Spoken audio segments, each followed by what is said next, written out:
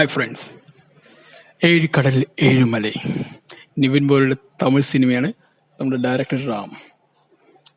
നിവിൻ പോളിയുടെ ഒപ്പം നമ്മുടെ പൊറോട്ട സുരി എന്ന് പറയുന്ന ആ വ്യക്തി ഒരു രക്ഷയില്ലാത്തൊരു ട്രെയിലർ കിട്ടിയിരുന്നു. എൻ്റെ മോന് എന്തോന്ന് ട്രെയിലർ! ശരിക്കും ഈ നമ്മുടെ നിവിൻ പോളിനെ അട്ടഹസിച്ചുള്ളൊരു അഭിനയം ഞാൻ ആദ്യമായിട്ട് കാണാൻ ചിലപ്പോൾ ഇതിലായിരിക്കും. കാരണം നിങ്ങളും അങ്ങനെ തന്നെ ആയിരിക്കും തോന്നുന്നു. കാരണം എനിക്ക് തോന്നിയത് ഓക്കെ, അത്രമാത്രം അട്ടഹസിച്ചുള്ളൊരു അഭിനയം, അത് ഒരു എന്താ പറയാ ഹൈ എലിവേറ്റഡ് ലെവലിലേക്ക്, അതിന്റെ ആ ഒരു പക്ക ഒരു ലെവലിലേക്ക് നിന്നുകൊണ്ട് നമ്മൾ സൂര്യയുടെ പെർഫോമൻസും ഒരു രക്ഷയില്ല.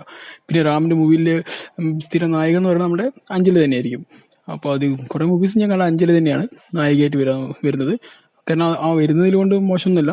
അഞ്ജലിക്ക് നല്ല പെർഫോമൻസ് ചെയ്യാനുള്ള നല്ല അടിപൊളി കഴിവുള്ളൊരു ആക്ടിങ് കൂടിയാണ്. ഒരു മലയാള നടിയെന്നാണ്, പക്ഷെ ആൾ ശോഭിച്ചിരിക്കുന്നത് മൊത്തം തമിഴിലാണ്. പക്ഷെ ഒരു രക്ഷയില്ല. കാരണം നിവിൻ പോളിയുടെ ഒരു എന്താ പറയുക അട്ടഹസിച്ച് പറയുന്ന ഓരോ തരത്തിലും അദ്ദേഹത്തിന്റെ പെർഫോമൻസ് നോക്കുന്ന ആ ട്രെയിലറിൽ ഒരു രക്ഷയില്ല സംഭവം. കാരണം ശരിക്കും ഒരു തിയേറ്ററിക്കൽ മൂവി തന്നെയാണ്. കാരണം റാം എന്ന് പറഞ്ഞാൽ അപ്പോഴും ഒരു ക്ലാസ് മൂവി ആയിട്ടാണ് അദ്ദേഹത്തിന്റെ ഒരു മൂവിയെല്ലാം നമ്മൾ കണ്ടിട്ടുണ്ടാവും. ഇപ്പോൾ പേരമ്പായിരിക്കോട്ടെ, അല്ലെങ്കിൽ തന്നെ തങ്കമീൻകൾ, ഇങ്ങനെ കുറച്ച് സിനിമയൊക്കെ അദ്ദേഹം ചെയ്തിട്ടുണ്ട്. അപ്പൊ ഈ സിനിമയെല്ലാം കണ്ടുകഴിഞ്ഞാൽ വളരെ ക്ലാസ് ആണ്. അതിൽ വലിയ മാസും ഫൈറ്റും അങ്ങനെ ഒന്നും ഉണ്ടാവില്ല. വളരെ ക്ലാസ് ആയിട്ട് പോകുന്ന പരിപാടിയാണ്. പക്ഷെ അതിൽ നിന്നൊക്കെ വളരെയധികം വ്യത്യസ്തമായിട്ടൊരു സിനിമ ഡയറക്ടർ റാമിന്റെ ഭാഗത്ത് നിന്ന് കിട്ടുന്ന പറഞ്ഞാൽ അതൊരു എക്സ്പീരിയൻസ് തന്നെ, വലിയൊരു എക്സ്പീരിയൻസ് തന്നെ ഞാൻ മനസ്സിലാക്കുന്നത്. കാരണം അദ്ദേഹത്തിന്റെ എല്ലാ മൂവിയും ഞാൻ കണ്ടിട്ടുണ്ട്. കാരണം എനിക്ക് ഏറ്റവും ഇഷ്ടം അദ്ദേഹത്തിന്റെ മൂവി പറയുന്ന രീതി, സ്റ്റോറി ടെല്ലിങ്, അദ്ദേഹം കൊണ്ടുപോകുന്ന വിഷ്വൽസ്, അതിനെ ആ ഒരു നാച്ചുറലി ബ്ലെൻഡ് ചെയ്യുന്ന രീതിയൊക്കെ ഉണ്ട്. അതിലേക്ക് നമ്മുടെ യുവന്റെ സോങ്സും കൂടി വരുമ്പോൾ ഒരു പ്രത്യേക ഒരു ഫീൽ ആ പടത്തിന് അതേ രീതി തന്നെയാണ് തോന്നുന്നത്. കാരണം ഇതിൽ യുവൻ തന്നെയാണ് അതിന്റെ മ്യൂസിക് ചെയ്തിരിക്കുന്നത്.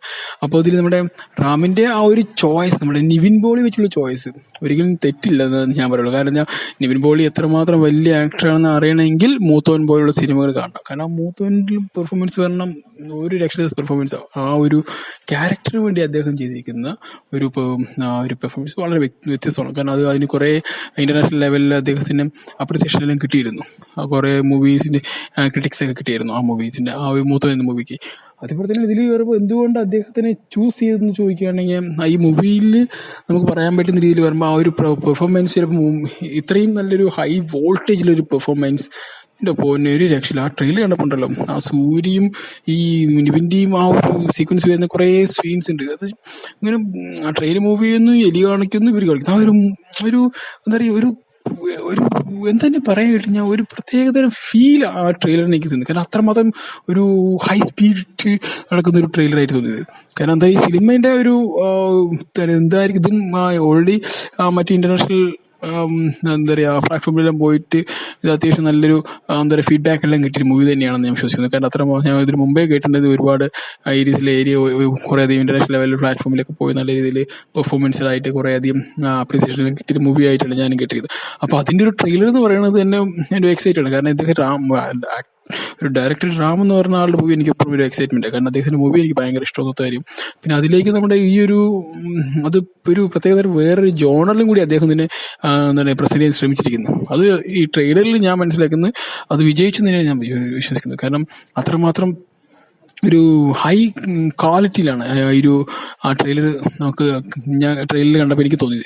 അതുപോലെ തന്നെ ഈ സിനിമ മൊത്തം അങ്ങനെ ആയിരിക്കും തോന്നുന്നു. കാരണം അതിന്റെ പിന്നെ മ്യൂസിക് പാർട്ടാണെങ്കിലും ഒരു രക്ഷയില്ലപ്പോൾ പിന്നെ വിഷ്വൽസ്, ആ ഒരു എഡിറ്റ് വന്ന് പോകുന്ന പാർട്സ് ഉണ്ട്, കട്ട് പോകുന്നുണ്ട്. അതൊക്കെ ഒരു രക്ഷയില്ല. കാരണം ഇത് ആ ഒരു ട്രെയിലറിന് വേണ്ടി കട്ട് ചെയ്താണെങ്കിൽ പോലും ആ മൂവീസിലും ഇതുപോലുള്ള ഹൈ സ്പീഡായിട്ട് വരുന്ന ഒരു സീക്വൻസ് ഒക്കെ ഉണ്ടായിരിക്കും എന്ന് വിശ്വസിക്കുന്നു. കാരണം അതാണ് ഇതിന്റെ ഒരു പശ്ചാത്തലം വിശ്വസിക്കുന്നത്. കാരണം അത്രമാത്രം നല്ല ഹൈ വോൾട്ടേജിലുള്ള ഒരു ട്രെയിലറാണ്.